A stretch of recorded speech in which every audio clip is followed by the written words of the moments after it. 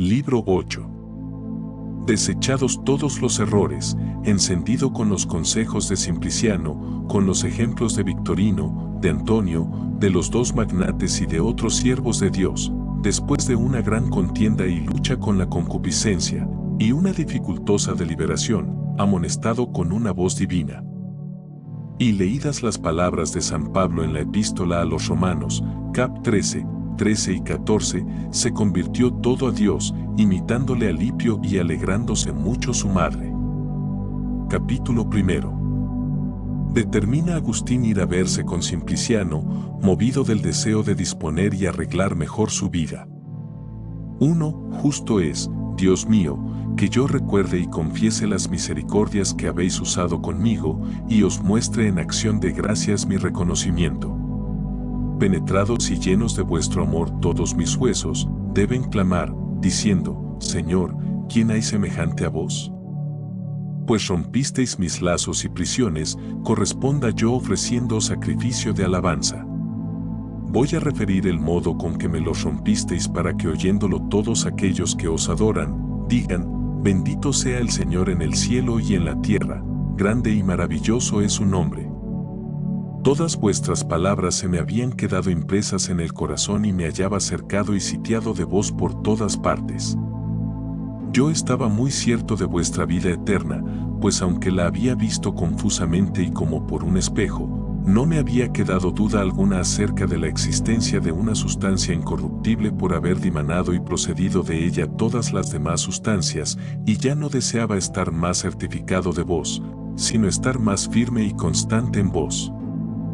Pero acerca del género de vida que había de seguir, se me ofrecían mil dudas y dificultades, y conocía que era necesario limpiar primero mi corazón de la antigua levadura que me lo tenía asedado y corrompido. Me agradaba el camino que debía seguir, que es el mismo Salvador, pero todavía estaba perezoso para entrar y pasar lo que tiene de estrecho ese camino.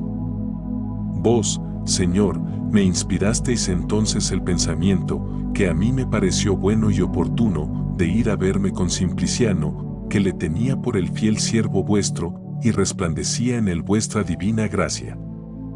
También había oído decir que desde su juventud estaba dedicado y consagrado a vos, y siendo entonces ya anciano, me parecía que en una edad tan larga, que había empleado en tan buenos ejercicios de vuestra ley, estaría muy práctico, experto y muy instruido en ella, y verdaderamente era así como yo lo pensaba.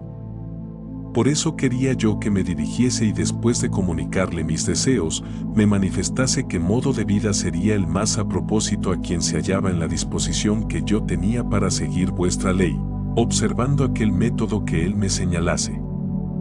2. Porque yo veía la iglesia llena de fieles, y que unos iban por un camino y otros iban por otro, pero a mí me desagradaba el método y ocupación que yo seguía en el siglo, y era para mí una carga insoportable.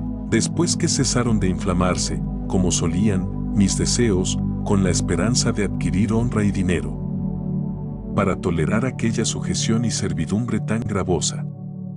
Ya no me deleitaba cosa alguna de esas en comparación de vuestra dulzura y suavidad, y de la hermosura de vuestra casa, que amaba más que todo esto, pero aún me sentía atado fuertemente con el amor a la mujer, ni el apóstol me prohibía el casarme.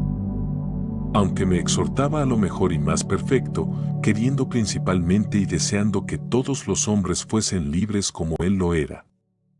Pero yo, como más flaco, escogía lo más blando y suave, y lo que hacía que me portase en todo lo demás con languidez y me consumiese con molestos cuidados era solamente el considerar que la vida conyugal, a la que yo estaba tan inclinado y rendido, tenía anejas muchas cosas que no quería padecerlas ni sufrirlas. Bien sabía yo que la verdad misma había dicho por su boca, que hay hombres que a sí mismos se han hecho eunucos para conseguir el reino de los cielos, pero añadió también que esto lo ejecute el que tuviere fuerzas para ejecutarlo. Vanos son ciertamente todos aquellos hombres que no tienen conocimiento de Dios, y que de todas estas cosas y criaturas buenas que están viendo, no han podido llegar a conocer al que verdaderamente existe. Pero yo no estaba ya comprendido en el número de aquellos hombres vanos.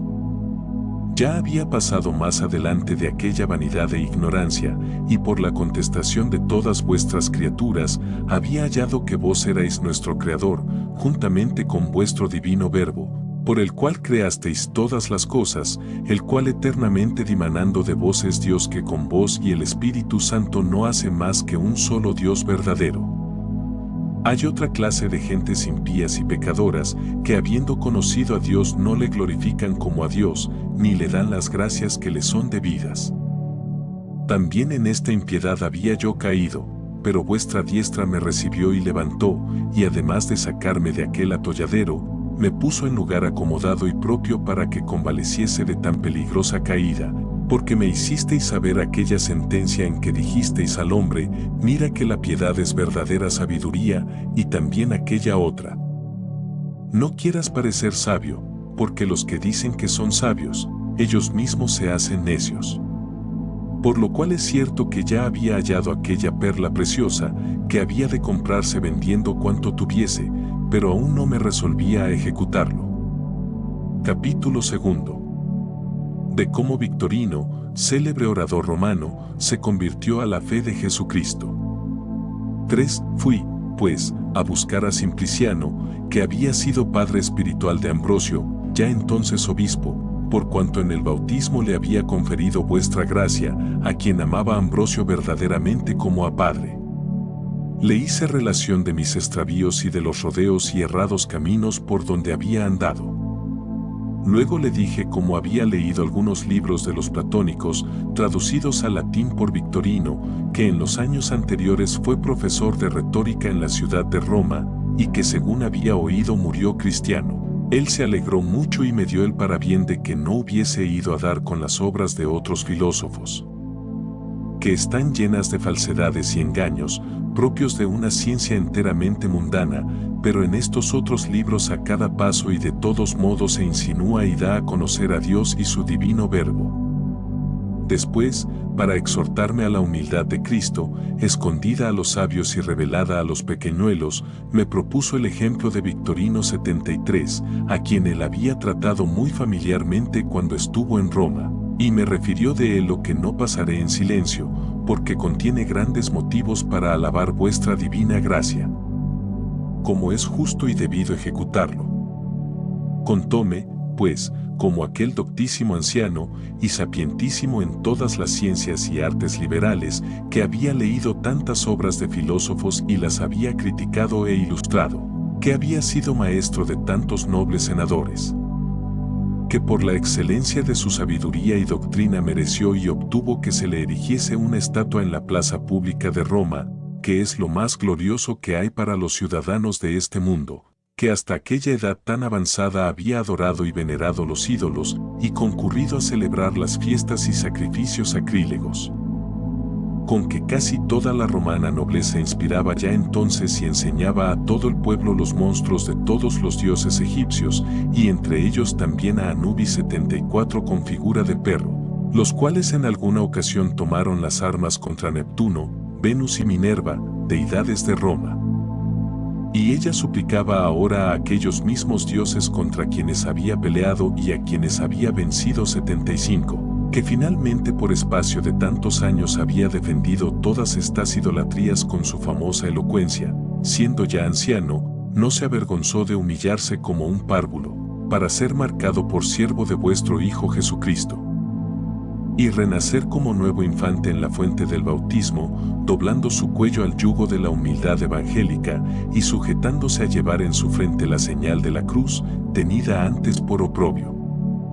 4. Oh Señor, Señor, que inclinasteis los cielos y bajasteis a nosotros, que tocasteis los montes y exhalaron humo, ¿con qué modos o de qué manera os insinuasteis en aquel pecho?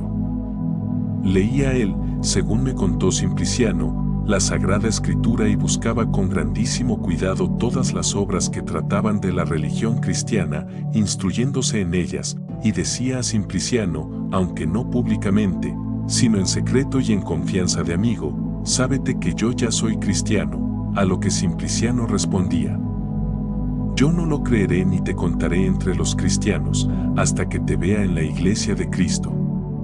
Pero él, como burlándose, decía: Pues ¿qué son las paredes las que hacen cristianos a los hombres? Y esto lo repetía muchas veces, diciendo que él ya era cristiano, y otras tantas le respondía Simpliciano lo mismo que antes, pero él volvía a burlarse, con decir que eso no lo hacen las paredes. Temía Victorino disgustar a sus amigos, soberbios idólatras que adoraban al demonio, que por ser muy poderosos y hallarse constituidos en la cumbre de las mayores dignidades que hay en la Babilonia de este mundo, y eran como elevados cedros del Líbano, que aún no había el Señor derribado y desechó. Juzgaba que habían de caer sobre él con más ímpetu y fuerza sus odios y enemistades. Pero después que con su estudio y lección continua adquirió más fortaleza, temió que Cristo no le había de reconocer por suyo en presencia de los santos ángeles, si él temía confesarle ahora delante de los hombres. Y conociendo que se hacía reo de un delito muy grave en avergonzarse de recibir los sacramentos que nuestro verbo humano había instituido, no habiéndose avergonzado de cooperar a los sacrílegos sacrificios y cultos inventados por la soberbia de los demonios, a quienes él, soberbio, también había imitado. Recibiendo las sacrílegas órdenes con que se dedicaban los hombres y destinaban al culto y sacrificios de los ídolos, perdió la vergüenza, que le era nociva y le hacía perseverar en la vanidad mundana, trocándola en provechosa vergüenza de no seguir la verdad que conoció. Repentinamente se resolvió, y sin más pensar en ello, dijo a Simpliciano: según este mismo contaba, ea, vamos a la iglesia, que quiero hacerme cristiano. Entonces, Simpliciano, no cabiendo en sí de alegría, marchó con él a la iglesia. Luego que se le catequizó y recibió toda la instrucción necesaria en los principales misterios de nuestra fe, de allí a poco dio su nombre para que se le escribiese en el catálogo 76 de los que pedían ser reengendrados por el santo bautismo, maravillándose Roma y alegrándose la iglesia. Veían esto los soberbios, y se enojaban y enfurecían, rechinaban sus dientes de cólera y se consumían de rabia, pero vuestro siervo tenía puesta su esperanza en vos, y no atendía a la vanidad de las doctrinas pasadas, ni a las locuras tan falsas y engañosas. 5. Finalmente, cuando llegó la hora de hacer la profesión de la fe, que en Roma es costumbre hacerla en presencia de todos los fieles que concurren, con ciertas y determinadas palabras aprendidas de memoria y pronunciadas desde un lugar eminente por los mismos que han de recibir en el bautismo vuestra gracia, le propusieron a Victorino los sacerdotes, según contaba Simpliciano, que hiciese aquella profesión de fe secretamente, como se solía conceder también a algunos de quienes se juzgaba que por vergüenza se retraían de hacerlo en público. Pero que él prefirió hacer la profesión de la fe y de la doctrina de su salud públicamente y a presencia de aquella multitud de fieles, conociendo que su salvación no estaba en la retórica que enseñaba, ni en los errores que hasta entonces había profesado públicamente en Roma. Y a la verdad, cuanto menos tenía que temer al manso rebaño vuestro al decir y pronunciar vuestras palabras el que usando de las suyas propias no había temido ni respetado ni tropas enteras de locos. Así, luego que subió al sitio determinado para hacer la profesión de la fe, todos los que allí estaban, según que cada uno le iba conociendo 77, mutuamente unos a otros le iban nombrando con ruidosa aclamación de enhorabuenas. Pero ¿quién había allí que no le conociese? Así entre todos formaban una voz y murmullo, con que alegres y festivos decían: Victorino, Victorino. Tan presto como se levantó aquel murmullo con la alegría que causó a todos el verle, tan presto cesó repentinamente con el deseo de oírle. Pronunció él con noble y excelente confianza su protestación de la fe verdadera, y todos querían arrebatarle y meterle dentro de sus corazones, y efectivamente lo conseguían con el amor y el gozo que mostraban. Estos afectos eran las manos que le arrebataban y metían dentro de las almas. Capítulo 3. Como Dios y los santos ángeles se alegran mucho de la conversión de los pecadores. 6. Oh buen Dios, ¿de dónde, Señor, proviene que un hombre se alegra mucho más de la salud de un alma que estaba sin esperanza de vida, o que se ha libertado de un peligro grande, que si siempre hubiera estado con esperanza de su salud eterna, o hubiera sido mayor el peligro en que se hallaba. También vos, Señor, Padre misericordioso, mostráis mayor alegría por un solo pecador que hace verdadera penitencia, que por 99 justos que no la necesitan. Y nosotros con mucho regocijo oímos decir a San Lucas cuán grande es la alegría de los ángeles viendo que la oveja perdida vuelve a su rebaño llevándola el pastor sobre sus hombros, y cómo dan el parabién las vecinas a la mujer que halló aquella dracma que había perdido, y se vuelve a guardar en vuestro tesoro. Y nos hace llorar de puro gozo la grande fiesta que hay en vuestra casa cuando en ella se refiere de vuestro hijo menor, que había muerto y resucitó, que se había perdido y volvió a aparecer. Lo cual demuestra que vos, Dios mío, os alegráis en nosotros, y en vuestros ángeles en cuanto somos santificados por una caridad santa, porque vos, considerados solamente en vos, siempre sois el mismo sin mudanza ni variedad alguna, que siempre y de un mismo modo conocéis todas las cosas, aunque ellas no sean siempre ni de un mismo modo existan.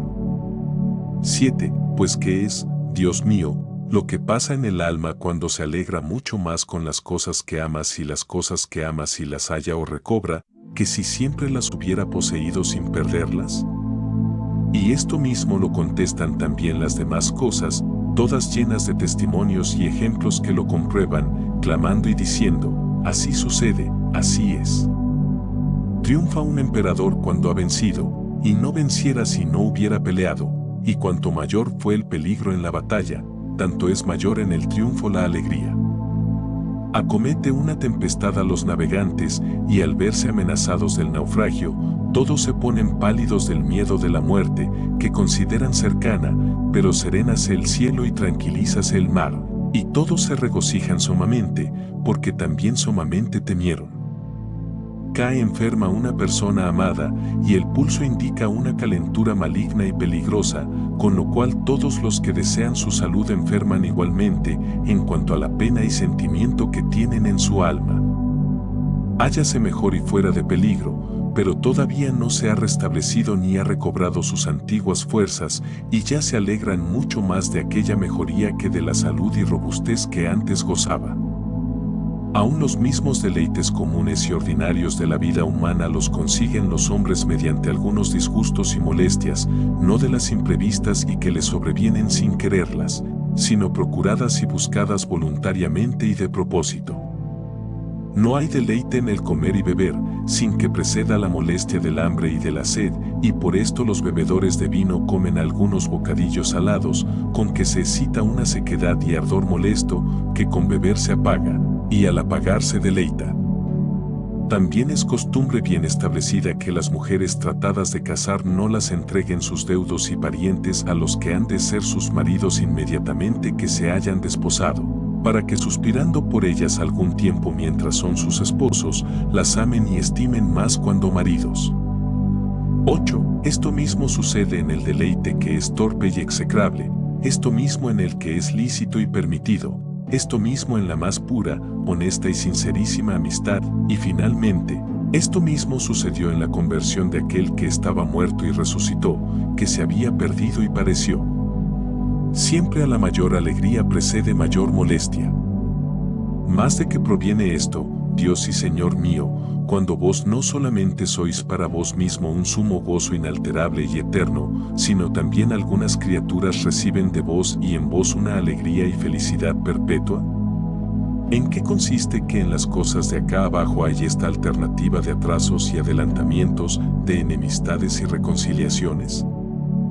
¿Es acaso esta variedad propia de su ser y lo que solamente concedisteis a estas cosas cuando desde lo más alto de los cielos hasta lo más profundo de la tierra, desde el principio del tiempo hasta el fin de los siglos, desde el ángel supremo hasta el más vil gusanillo, desde el primer movimiento que hubo hasta el último que ha de haber, ordenasteis todos los géneros de bienes y todas vuestras obras cabales y perfectas, dándoles a todas sus convenientes lugares y distribuyéndolas en sus propios tiempos? ¡Ay de mí, Dios mío, qué investigable grandeza tenéis en las cosas grandes y qué impenetrable profundidad en las pequeñas!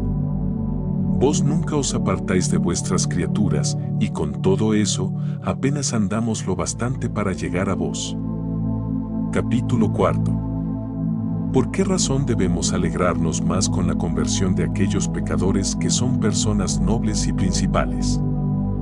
9. Ea, Señor, hacedlo vos todo, excitadnos y volved a llamarnos, encendednos y arrebatadnos, arded en nosotros y comunicadnos vuestras dulzuras, para que os amemos y corramos tras de vos.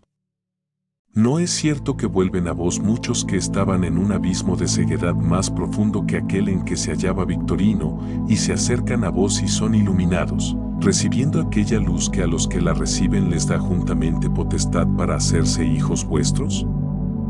Pero si estos que se convierten a vos son poco conocidos en los pueblos, aun aquellos pocos que los conocen reciben menor alegría, porque cuando la alegría es de muchos, viene a ser mayor en cada uno de ellos, porque se la aumentan y comunican mutuamente los unos a los otros.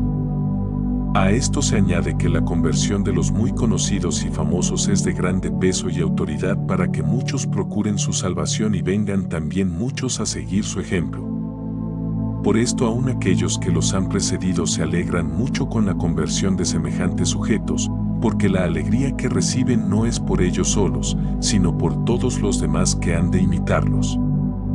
No quiero decir con esto que en vuestra casa, Señor, sean más bien recibidas las personas ricas y nobles que las pobres y plebeyas, pues antes bien vos mismo elegisteis los endebles y flacos del mundo, para confundir a los fuertes y poderosos, y las cosas viles y despreciables de este mundo, y que son como si no fueran. Las escogisteis para deshacer con ellas las que son principales en la estimación del mundo.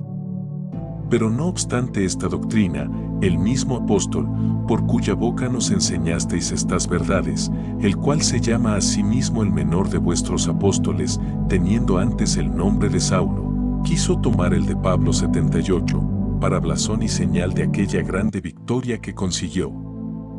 Cuando con las armas de su predicación venció y domó la soberbia del procónsul Pablo y le redujo a sujetarse al suave yugo de vuestro Hijo, Jesucristo, y a ser fiel vasallo y tributario humilde del Rey de todos los reyes. Porque más vencido queda el enemigo del género humano cuando se le quita uno a quien tenía más poseído y por quien poseía otros muchos, y cuanto más poseídos tiene a los grandes por su orgullo y soberbia, tanto más por el influjo de estos posee a otros por medio de su ejemplo y autoridad.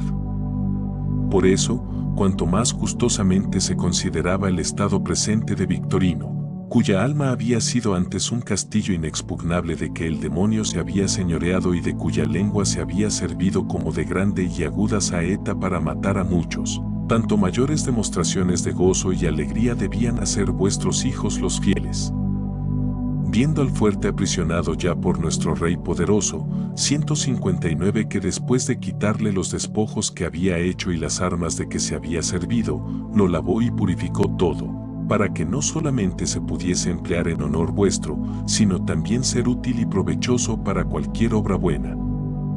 Capítulo 5. ¿Qué cosas eran las que detenían a Agustín para no acabar de convertirse a Dios? 10. Luego que vuestro siervo Simpliciano me hizo esta relación de Victorino, me encendí en deseos de seguir su ejemplo, y con este fin me había él referido aquella historia. Pero después que prosiguió diciendo cómo en tiempo del emperador Juliano se promulgó aquella ley rigurosa contra los cristianos, en la cual se les prohibía que enseñasen letras humanas y retórica, y que Victorino, conformándose con dicha ley, quiso más abandonar la cátedra en que enseñaba la elocuencia, que dejar vuestra divina palabra. Con que hacéis discretas y elegantes aún las lenguas de los niños que no saben hablar, me pareció que no había sido en esto tan fuerte y valeroso Victorino, como feliz y dichoso por hallar una ocasión tan oportuna para dedicarse únicamente a vos. Esto era lo que yo anhelaba y por lo que suspiraba, pero estaba aprisionado no con grillos ni cadenas de hierros exteriores, sino con la dureza y obstinación de mi propia voluntad. El enemigo estaba hecho dueño de mi voluntad y había formado de ella una cadena, con la cual me tenía estrechamente atado. Porque de haberse la voluntad pervertido, pasó a ser apetito desordenado, y de ser este servido y obedecido, vino a ser costumbre, y no siendo esta contenida y refrenada, se hizo necesidad como naturaleza. De estos como eslabones unidos entre sí se formó la que llamé cadena, que me tenía estrechado a una dura servidumbre y penosa esclavitud.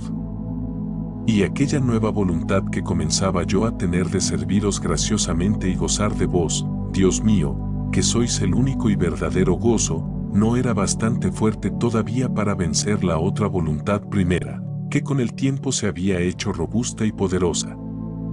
Así, estas dos voluntades, una antigua y otra nueva, aquella carnal, esta otra espiritual, batallaban entre sí, y con discordia disipaban y destruían a mi alma. 11. Este combate que yo experimentaba en mí mismo me hacía entender claramente aquella sentencia que había leído en el apóstol, que refiere cómo la carne tiene deseos contrarios al espíritu y el espíritu los tiene contrarios a la carne.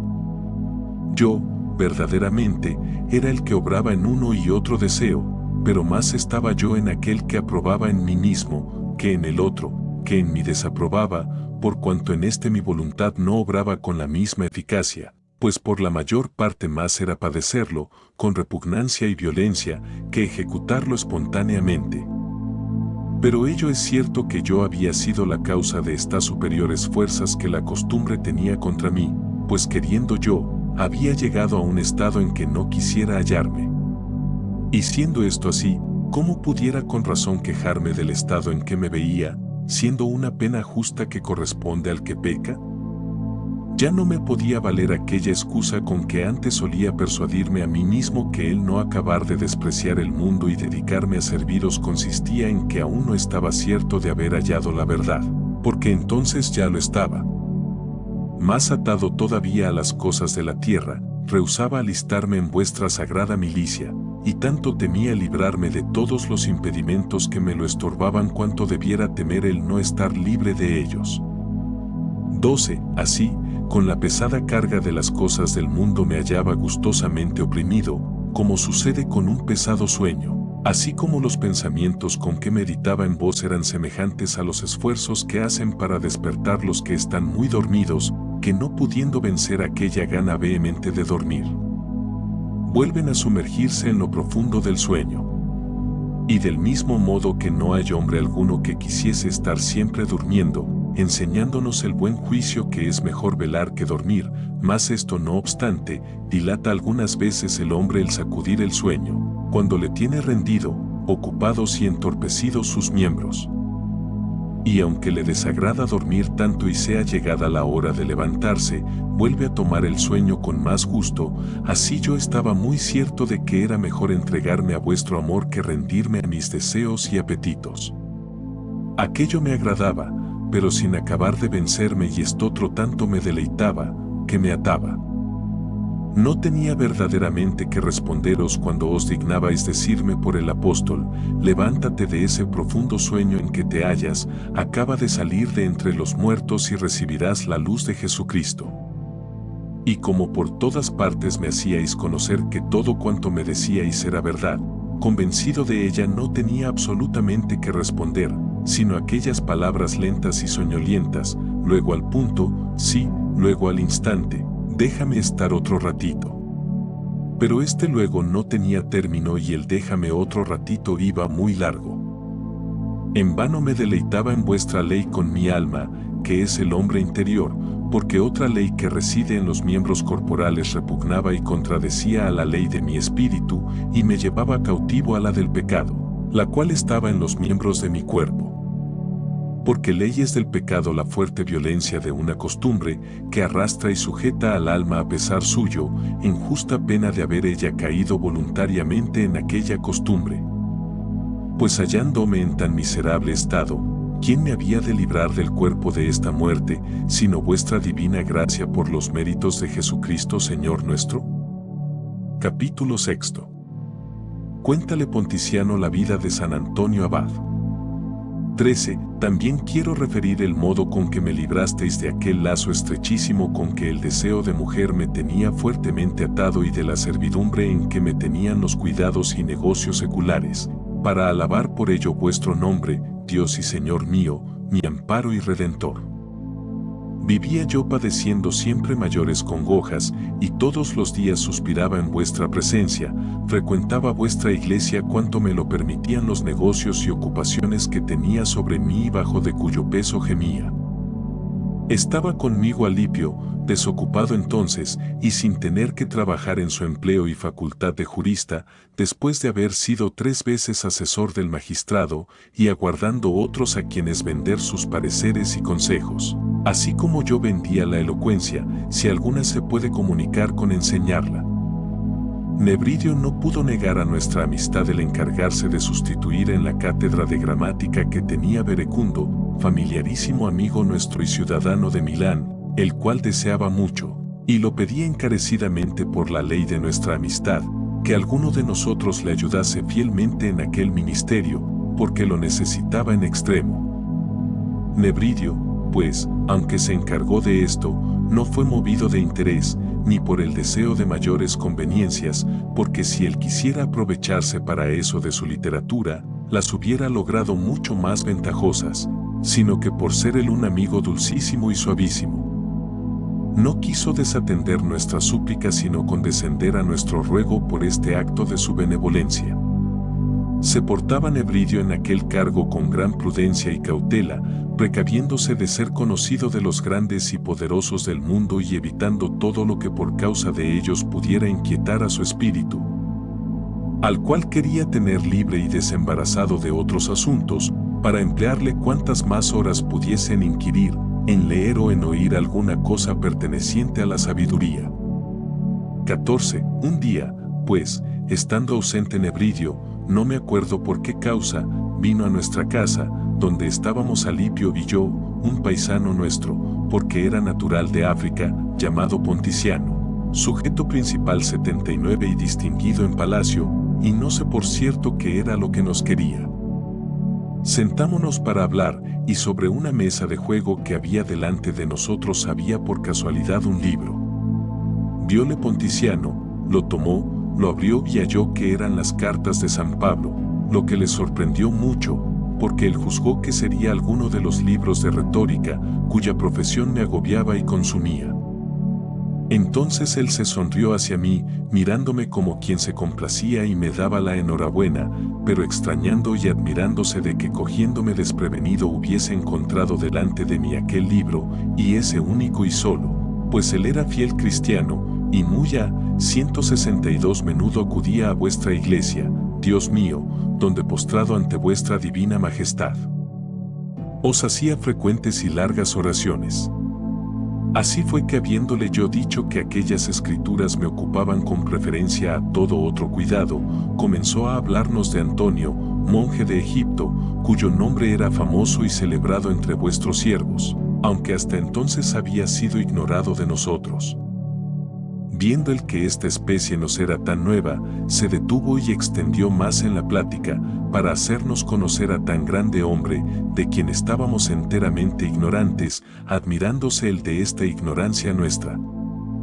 Nosotros nos espantábamos oyendo la relación de tantas y tan estupendas maravillas, como acababais de obrar en el gremio de los que profesan la verdadera fe, y dentro de la católica iglesia, las cuales, además de ser muy probadas y certísimas, estaban tan recientes que habían sucedido casi en nuestros días.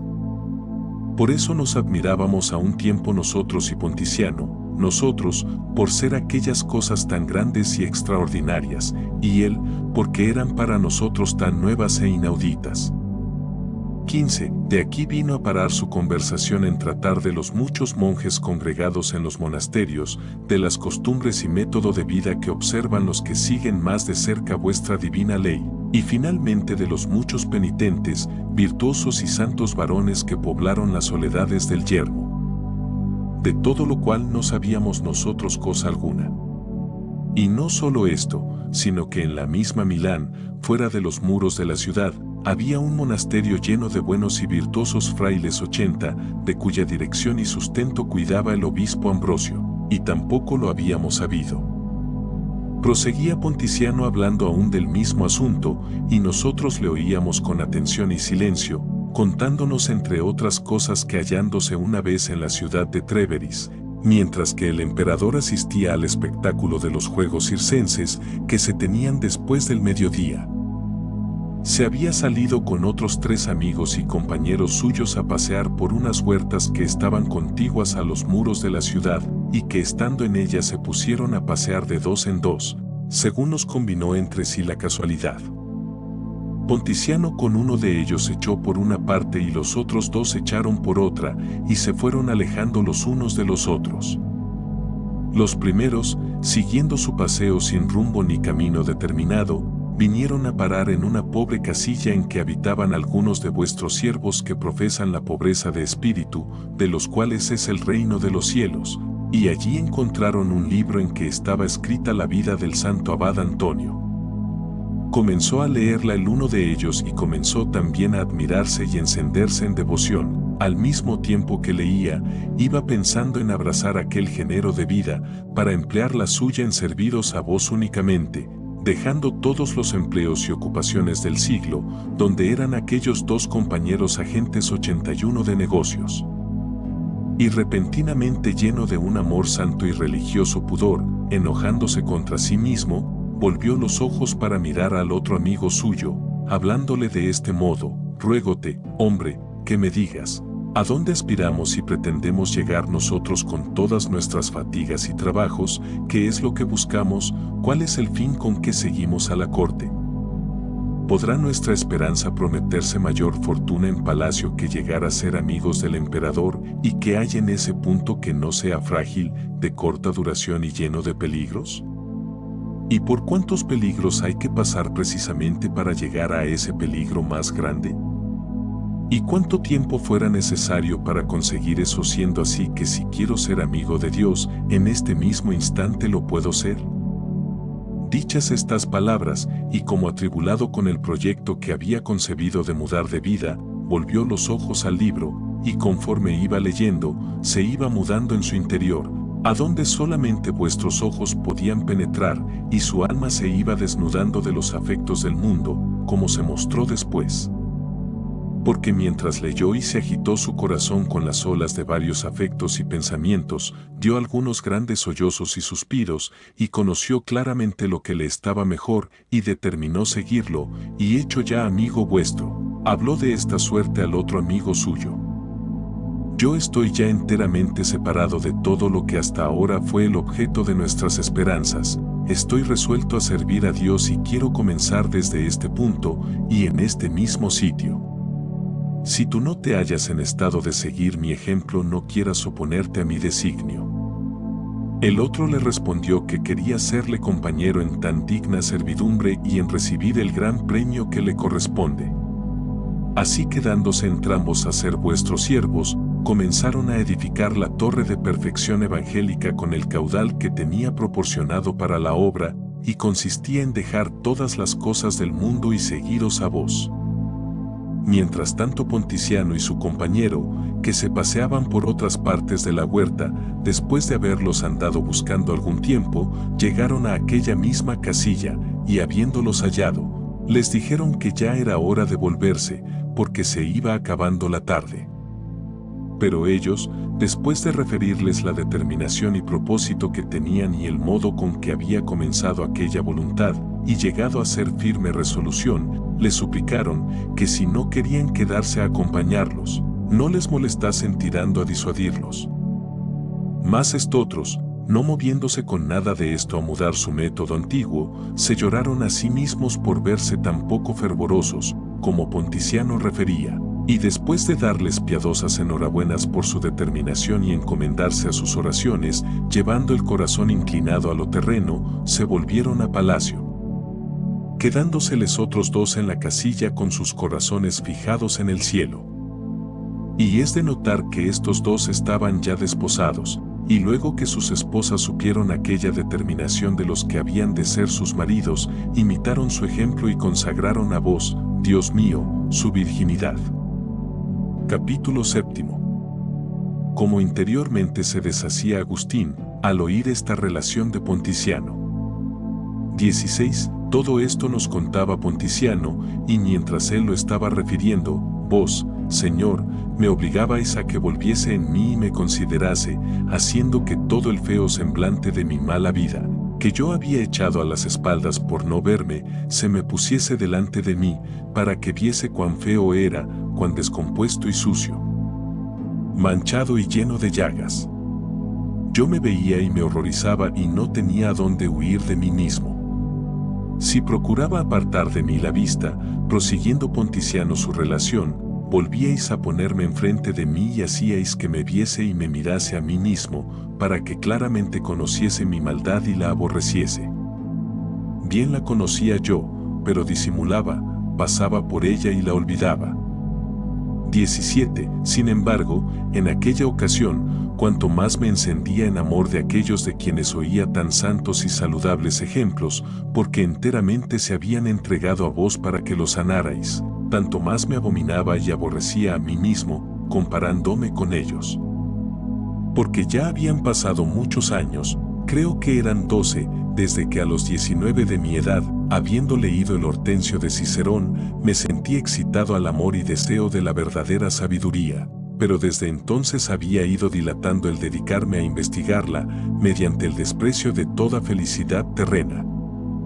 Siendo así que aquella sabiduría es tan grande, que no solamente su adquisición, sino también su inquisición se debe anteponer a la posesión de los tesoros y reinos del mundo, y a toda especie de deleites que voluntaria y abundantemente pueda gozar el cuerpo. Mas yo, infeliz joven, y en sumo grado infeliz, desde el principio mismo de mi juventud os había pedido castidad, diciendo, dadme, Señor, castidad y continencia, pero no ahora. Porque yo temía que despachaseis luego al punto mi petición, y luego al punto que sanaseis de la enfermedad de mi concupiscencia, la cual más quería verla saciada que extinguida.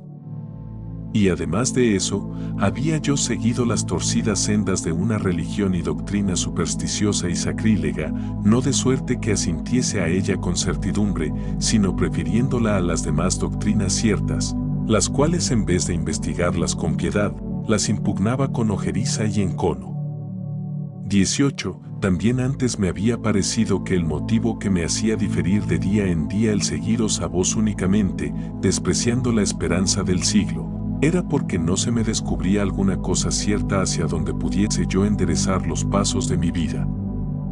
Pero al fin llegó el día en que mi corazón se me manifestase desnudo y sin rebozo, y mi conciencia me reprendiese diciendo, ¿qué respondes ahora? Tú decías que por no tener certeza de la verdad rehusabas arrojar de ti la pesada carga de vanidad. Ya al presente conoces la verdad y todavía la vanidad te oprime, cuando otros que ni se han consumido como tú inquiriendo la verdad, ni han gastado 10 años y más en reflexiones y disgustos para hallarla, en lugar de sentir peso en sus hombros, han cobrado alas con que volar en su seguimiento. De este modo me consumía interiormente y se cubría mi alma de una vehemente y horrible confusión y vergüenza, mientras que Ponticiano refería aquellas cosas. Pero acabada la plática y concluido el negocio a que venía, se volvió a marchar. Y yo vuelto a mí entonces, ¿qué cosas no dije contra mí? ¿Con qué aspereza de sentenciosas palabras no castigué y estimulé a mi alma, para que ella ayudase los esfuerzos que yo hacía para irme tras de vos? Ella lo rehusaba y resistía, pero no se excusaba. Todos los argumentos y pretextos que hasta entonces había alegado estaban ya confutados y deshechos, y le había quedado solamente un temor mudo que no explicaba, y consistía en que temía como el morir el apartarse de la corriente de su costumbre, que la consumía y llevaba a la perdición eterna. Capítulo 8. Cómo Agustín se retiró a un huerto de su casa, y lo que en él le sucedió. 19. Entonces en medio de aquella gran contienda que en lo más íntimo de mi corazón había yo excitado y sostenido fuertemente con mi alma, lleno de turbación, así en el ánimo como en el rostro, me volví hacia Alipio atropelladamente y exclamé diciendo, ¿qué es esto que pasa por nosotros? ¿Qué es lo que nos sucede? ¿Qué es esto que has oído? Levántanse de la tierra los indoctos y se apoderan del cielo, y nosotros, con todas nuestras doctrinas, sin juicio ni cordura, nos estamos revolcando en el cieno de la carne y sangre. ¿Por ventura nos da vergüenza el seguirlos, porque ellos van delante de nosotros? ¿Y no tendremos vergüenza siquiera de no seguirlos? Dije no sé qué otras cosas de este modo, y arrebatado del ímpetu de mi interior congoja me aparté de Alipio, que sin hablarme palabra, atónito y espantado, me miraba, ya porque no hablaba yo las cosas que solía, ya porque echaba el deber que con mi semblante, con las mejillas, con los ojos, con el color, con el tono de la voz. Explicaba yo más bien el estado de mi alma que con las palabras y sentencias que decía. Había un pequeño huerto en la posada donde estábamos, del cual como también de toda la casa usábamos libremente, porque nuestro huésped y dueño no habitaba en ella. A este huerto me condujo el desasosiego de mi corazón, para que nadie impidiese la encendida guerra que contra mí mismo había yo comenzado, hasta que se acabase del modo que solo vos sabíais, pues yo mismo lo ignoraba, y no hacía más que enloquecerme con una locura que me era saludable, y padecer las ansias de una muerte que me daba la vida. Conociendo solamente lo que en mí había de malo e ignorando lo que de allí a poco había de tener de bueno. Retiréme, pues, al huerto, siguiéndome Alipio sin apartarse de mí un paso, porque aunque él estuviese conmigo, no me estorbaba para estar solo. ¿Y cómo había de dejarme, viéndome en aquel estado? Sentámonos lo más lejos que pudimos de la casa y allí bramaba yo, enfurecido e irritado contra mí mismo, reprendiéndome con un enojo inquietísimo el que retardase el ir a abrazarme con vos, Dios mío, cumpliendo vuestra voluntad y ley, como todos mis sentidos interiores y exteriores. Todas mis facultades y potencias me persuadían y clamaban que debía ejecutarlo, elevando hasta el cielo con los mayores elogios esta noble empresa, siendo así que el ir a vos no había de ser con naves ni carrozas, ni siquiera había que andar tan pocos pasos como los que habíamos dado desde la casa hasta el paraje en que estábamos. Porque no solo para ir caminando hacia vos, sino también para llegar a vos, bastaba solamente el querer ir, siendo un querer perfecto y eficaz, y no una voluntad mudable y achacosa, que de una parte a otra anda variando agitada y sin firmeza, cuyas partes inferior y superior están desavenidas y luchando una con otra. 20. Finalmente, entre las ansias que padecí en aquel tiempo que tardé en resolverme, ejecuté con los miembros de mi cuerpo muchas y variadas acciones que algunas veces quieren los hombres ejecutarlas y no pueden, o porque les faltan aquellos miembros, o porque los tienen aprisionados, o sin bastantes fuerzas por alguna enfermedad, o por tenerlos de cualquier modo impedidos. De modo que si en aquel lance me arranqué 82 los cabellos, si me herí la frente, si con las manos cruzadas me apreté las rodillas, fueron acciones que las hice por querer yo hacerlas, y pudo haber sucedido que quisiese ejecutarlas y no las ejecutase, porque los brazos y manos con que las había de ejecutar no me obedeciesen. Hice, pues, entonces muchísimas acciones, no obstante que no era lo mismo el querer, que el poder hacerlas, y no hacía lo que me agradaba mucho más que todo aquello sin comparación alguna, siendo así que luego que hubiera querido, hubiera podido también ejecutarlo. Porque era imposible que no quisiese lo que efectivamente quería, y respecto de los actos de la voluntad, lo mismo es el querer que el poder, pues aún el mismo acto de querer ya es hacer y ejecutar. Con todo eso no se hacía en aquella ocasión lo mismo que quería mi voluntad. De modo que más fácilmente obedecía el cuerpo a la más leve insinuación del alma, moviéndose todo luego al punto a su mandato, sin resistencia ni dilación alguna, que ella propia se obedecía a sí misma en cumplir aquella grande e importante voluntad, que solamente con su voluntad misma había de cumplirse y perfeccionarse. Capítulo 9. ¿En qué consiste que, mandando el alma en sí misma, no se hace algunas veces lo que manda? 21. ¿De dónde nace este monstruoso desorden, o qué causa y razón puede haber para esto? Resplandezca sobre mí, Señor, vuestra misericordia, comunicándome algún rayo de luz con que se disminuyan las tinieblas oscurísimas de la ignorancia, que es una de las penas y miserias de los hijos de Adán, a ver si pueden responderme a lo que he preguntado. ¿De dónde nace este monstruoso desorden y cuál es la causa o principio de que suceda una cosa tan extraña? Manda el alma al cuerpo y al instante es obedecida, mándase el alma a sí misma y haya resistencia. Manda el alma que la mano se mueva y con tanta facilidad es obedecida que apenas se puede notar la diferencia que hay entre el mandamiento de la una y la ejecución de la otra, siendo así que el alma que manda es espíritu y la mano que obedece es cuerpo. Manda el alma a sí misma que quiera alguna cosa y, no obstante que no hay distinción entre quien lo manda y quien lo ha de ejecutar y obedecer, no se hace ni ejecuta lo que ella manda. Pues ¿de qué proviene este desorden monstruoso, o cómo sucede esto? Manda el alma, repito, que ella misma quiera esto o aquello, y no lo mandaría si no lo quisiera, con todo eso no se hace lo que manda. Pero el caso es que eso mismo que ella quiere, no acaba de quererlo entera y perfectamente, con que tampoco entera y perfectamente lo manda. Porque en tanto lo manda, en cuanto lo quiere, y en tanto deja de hacerse lo que manda, en cuanto ella no lo quiere. La voluntad es la que manda que haya voluntad de aquello que manda, y no que haya otra voluntad que sea distinta de ella, sino ella misma. Con que se conoce claramente que la voluntad que manda así, no es completa ni cabal, por eso no se hace lo que manda.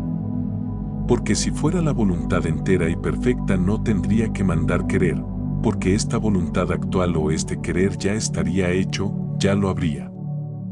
Con que no es monstruosidad querer en parte y en parte no querer, sino que esta es flaqueza y debilidad del alma, que por estar sobrecargada de su costumbre antigua no acaba de levantarse hacia donde la guía y eleva la verdad. Así, tiene como dos voluntades, porque ninguna de ellas es total y perfecta. De modo que el ser que tiene la una es precisamente el ser que falta a la otra. Capítulo 10. Contra los maniqueos, que por experimentar en un sujeto a un tiempo mismo dos voluntades opuestas, inferían que había en el hombre dos naturalezas contrarias. 22. Perezcan, Dios mío, a vuestra presencia, como inventores de fábulas y engañadores de las almas, los que viendo en sí dos voluntades opuestas en sus determinaciones, afirman que hay dos naturalezas de almas, la una buena y la otra mala. Ellos sí que son los malos cuando afirman y establecen tan malas doctrinas, pero ellos mismos serían buenos si dieran ascenso a la doctrina verdadera y la creyesen, para que entonces les dijera vuestro apóstol: por algún tiempo habéis sido tinieblas, pero ya al presente sois luz en el Señor. Mas estos hombres, por la locura de querer ser luz en sí mismos y no en el Señor, e imaginar y juzgar que la sustancia y el ser del alma es el mismo que el de Dios, han venido a convertirse en tinieblas mucho más oscuras y espesas, porque su arrogancia y presunción los apartó mucho más de vos, Dios mío, que sois la verdadera luz que ilumina a todo hombre que viene a este mundo. Atended, hombres, reflexionad bien lo que decís y avergonzaos de semejantes delirios, no dilatéis el acercaros al Señor, y os alumbrará su luz, y así os libraréis del rubor y confusión eterna que os amenaza. Cuando yo trataba de resolverme a servir a mi Dios y Señor como mucho tiempo había pensado, yo era el que quería y yo era el que no quería, yo mismo era, pero ni del todo quería, ni del todo no quería. Así peleaba contra mí mismo, y a mí mismo me deshacía y destruía. Bien cierto es que esta disposición y destrucción se hacía contra mi voluntad, pero esto no prueba que había en mí otra naturaleza de alma enemiga, sino que muestra claramente que aquella división era pena y castigo que mi alma padecía. Así, no era yo el que causaba aquella destrucción y pena mía, sino el pecado que habitaba en mí, para castigo de otro pecado cometido más libremente, del que yo participaba por ser hijo de Adán. 23. Porque si hubiera en nosotros tantas naturalezas contrarias, como hay voluntades opuestas, ya no serían precisamente dos naturalezas, sino muchas más. Supongamos que estuviese uno dudando si asistiría a una junta que tenían los maniqueos, o si iría al teatro, en cuyo lance clamarían ellos, diciendo: ved ahí claramente dos naturalezas contrarias, la una buena, que lleva al hombre a lo bueno, y la otra mala, que le lleva a lo malo. Porque si no, ¿de dónde pueden hacer esta detención del hombre para escoger entre estas dos voluntades contrarias? Pero yo respondo que son malas entrambas voluntades, ya sea la que guiara a sus juntas y conciliábulos, ya sea la que llevara al teatro. Aunque ellos están persuadidos de que no puede dejar de ser buena la voluntad que nos lleva y guía hacia ellos. Más que dirán si ponemos el ejemplo en un católico que estuviese perplejo, porque sentía en sí dos voluntades que altercaban una con otra, haciéndole dudar si iría al teatro o si iría a nuestra iglesia. ¿No se hallarían también ellos perplejos, dudando lo que habían de responder? Porque o habían de verse precisados a confesar lo que ellos no quieren, esto es, que es buena la voluntad de ir a nuestra iglesia, como van los que profesan nuestra religión y han recibido sus sacramentos, o que en un solo hombre hay dos naturalezas malas y dos malas voluntades que pelean entre sí. Por tanto, ¿no será verdad lo que continuamente están ellos diciendo? Esto es, que no hay más que dos naturalezas, la una buena y la otra mala, o tendrán que rendirse a la fuerza del argumento, confesando que cuando el hombre se halla en ese estado de dudas, una sola alma es la que se ve combatida de dos voluntades contrarias. 24. Pues no tienen ya que decirnos, cuando experimentan en un mismo hombre dos voluntades opuestas una a otra, que hay en él dos almas contrarias entre sí, la una buena y la otra mala, y que como dimanadas aquellas de dos sustancias y principios contrarios, están luchando una con otra.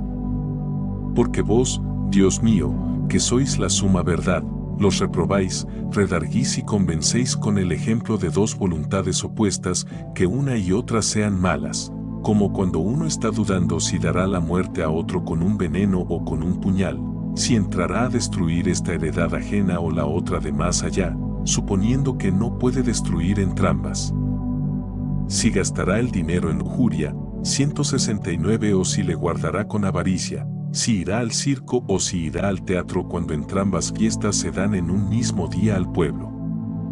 Añado que se le proponga a su voluntad otro tercer objeto, que le haga dudar si irá a la casa ajena a cometer un hurto, teniendo ocasión oportuna para ello. Añádase también otra cuarta voluntad que puede tener el hombre dudando si irá a cometer un adulterio, suponiendo que tiene proporción para todas estas cosas. Que concurran todas al mismo tiempo, y que él las desee todas igualmente, sin que todas a un mismo tiempo puedan ejecutarse. Ve aquí cuatro voluntades incompatibles entre sí y contrarias unas de otras, que dividen o despedazan el alma en otras tantas partes, o también en muchas más, según el número y multitud de cosas que se apetezcan al mismo tiempo. Y con todo eso no suelen admitir ellos en un mismo hombre tan grande multitud de sustancias diversas o naturalezas distintas. Es preciso confesar lo mismo poniendo el ejemplo en varias voluntades de objetos buenos.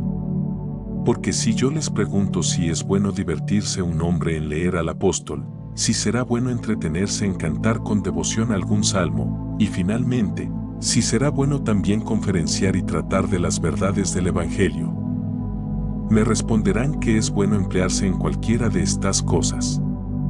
Pues si todas estas cosas se propusiesen a un tiempo e igualmente se aficionase la voluntad de todas ellas, ¿no es cierto que son otras tantas voluntades, que tendrán como partido el corazón del hombre todo aquel tiempo que tardare en determinar lo que ha de escoger y seguir?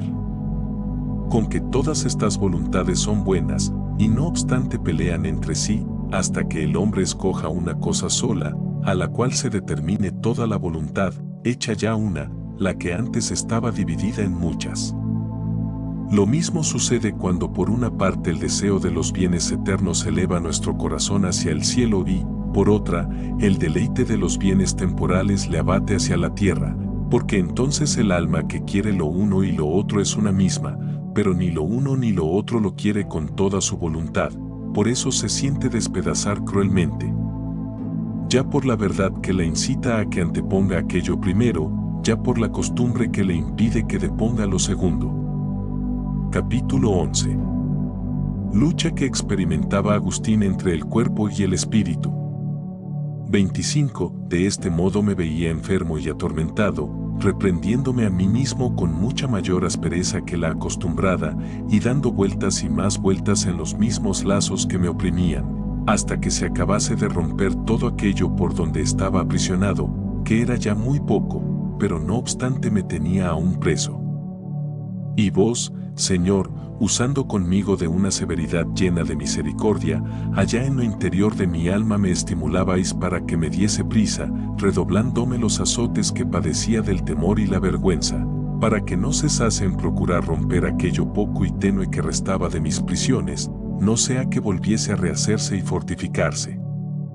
Y me atase entonces más fuerte y apretadamente. Yo decía en mi interior, Ea, hágase al instante, ahora mismo se han de romper estos lazos, y además de decir esto, deseaba ya y me agradaba ejecutarlo.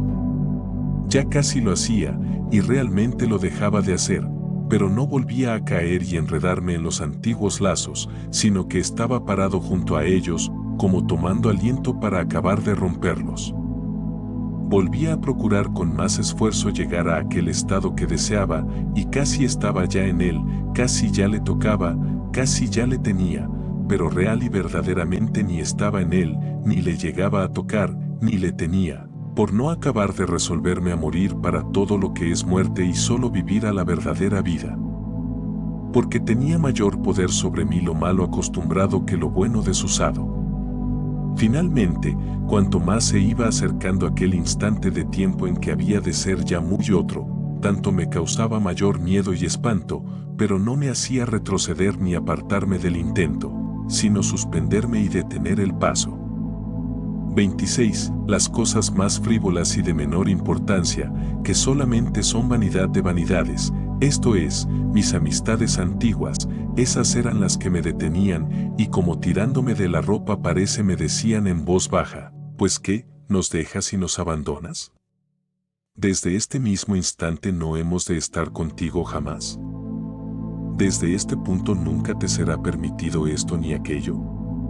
Pero, ¿qué cosas eran las que me sugerían? Y yo explico solamente con las palabras esto ni aquello, ¿qué cosas me sugerían, Dios mío? Apartad, Señor, por vuestra misericordia, del alma de este vuestro siervo y de mi memoria a una idea de las suciedades e indecencias que me sugerían.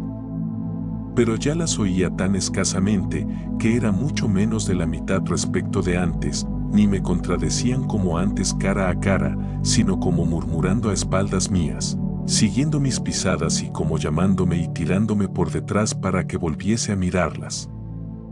No obstante, entretenían y retardaban mi fuga, por no tener yo valor para separarme de ellas con aspereza y sacudirme de sus importunaciones saltando y atropellando por todo para seguir mi vocación, porque la violencia de mi costumbre no cesaba de decirme, ¿imaginas que has de poder vivir sin estas cosas?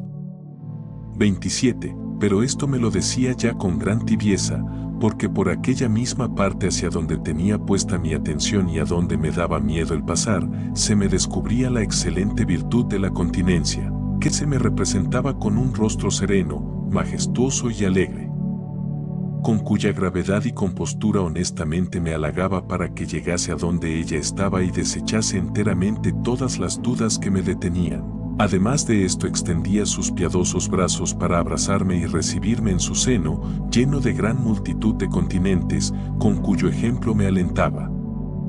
Allí había innumerables personas de diferentes edades, allí una multitud de mozos y doncellas, allí otros muchísimos de mayor edad, venerables viudas y vírgenes ya ancianas. Pero en todas estas innumerables personas no era la continencia y castidad estéril, antes bien era fecunda y abundante en alegrías y gozos espirituales, nacidos de teneros a vos por esposo. Y la continencia, como burlándose de mí con una risa graciosa que convidaba a seguirla, parece que me decía, pues que, ¿no has de poder tú lo que han podido y pueden todos estos y estas? Por ventura lo que estos y estas pueden, lo pueden por sus propias fuerzas o por las que la gracia de su Dios y Señor les ha comunicado. Su Dios y Señor les dio continencia, pues yo soy dádiva suya. ¿Para qué te estribas en tus propias fuerzas, si esas no te pueden sostener ni darte firmeza alguna? Arrójate con confianza en los brazos del Señor, y no temas, que no se apartará para dejarte caer.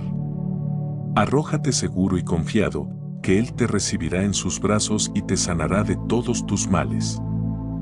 Yo me corría y avergonzaba mucho, porque todavía estaba oyendo el murmullo de aquellas fruslerías que me tenían suspenso y sin acabar de resolverme. Entonces otra vez la continencia parece que me decía: hazte sordo a las voces inmundas de tu concupiscencia, que así ella quedará enteramente amortiguada. Ella te promete deleites, pero no pueden compararse con los que hallarás en la ley de tu Dios y Señor.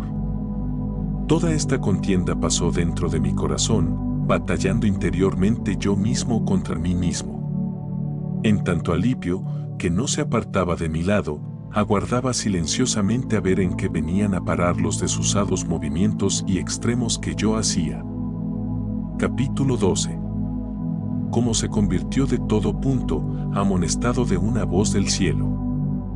28. Luego que por medio de estas profundas reflexiones se conmovió hasta lo más oculto y escondido que había en el fondo de mi corazón, y junta y condensada toda mi miseria se elevó cual densa nube y se presentó a los ojos de mi alma, se formó en mi interior una tempestad muy grande que venía cargada de una copiosa lluvia de lágrimas.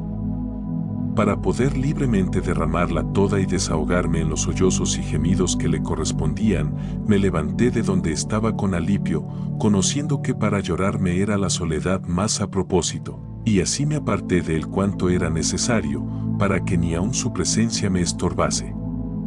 Tan grande era el deseo que tenía de llorar entonces, bien lo conoció Alipio, pues no sé qué dije al tiempo de levantarme de su lado, que en el sonido de la voz se descubría que estaba cargado de lágrimas y como reventando por llorar, lo que a él le causó extraordinaria admiración y espanto.